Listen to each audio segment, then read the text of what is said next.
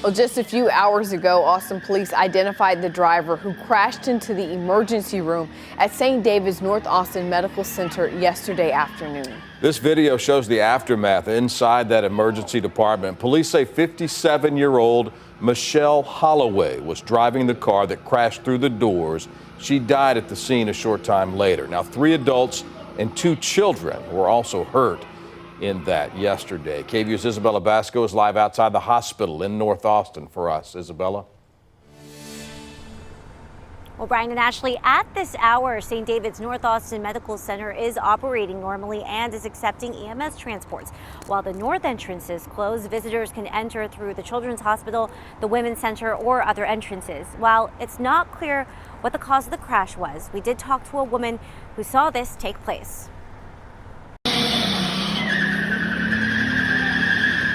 The sound of a roaring rumble to a loud crash and screaming. That was the scene before Michelle Cruz, who was at St. David's North Austin Medical Center in the waiting room a half hour before a car crashed through the doors. It was such an intense experience, and it'll take a while to get the sounds of everyone's screams off my head, just because it was so loud. During a press conference, Officer Ariel Crooms identified the driver as 57-year-old Michelle Holloway. 3 adults and 2 children who were in the waiting room were injured and taken to different hospitals for treatment. Some of their injuries were serious but non-life-threatening. Holloway was later pronounced deceased at North Austin Medical Center. This investigation is in its early and preliminary stages. However, there is no indication at this time that this was an intentional act, nor does it indicate that the driver suffered from a medical episode. The first responders are unable to provide updates on the conditions of the 2 pediatric patients who were transported to Dell Children's, but Cruz vividly remembers the faces of the folks before and after the accident.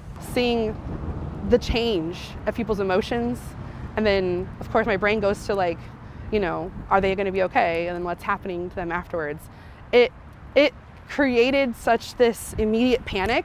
Detectives at APD are still investigating the speed of Holloway's car, looking at all video and talking to all the witnesses, an event witnesses like Cruz can never forget. It is an overwhelming thing. And the chief medical officer at St. David's also tells us there were no barriers to block the car from hitting the doors.